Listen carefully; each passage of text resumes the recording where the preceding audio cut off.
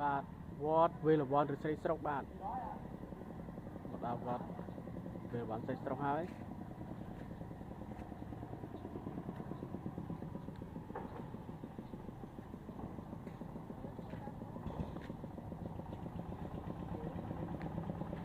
ទិដ្ឋភាពស្អាតណាស់នៅក្នុងវត្ត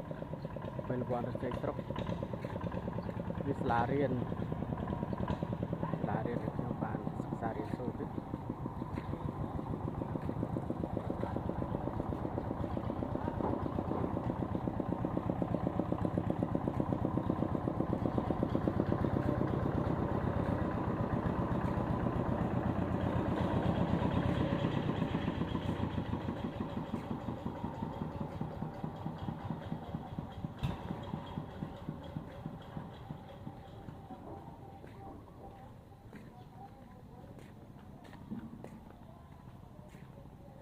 ភាពកោះស្អឹមឆ្លាញ់ទៅបានស្អឹមឆ្លាញ់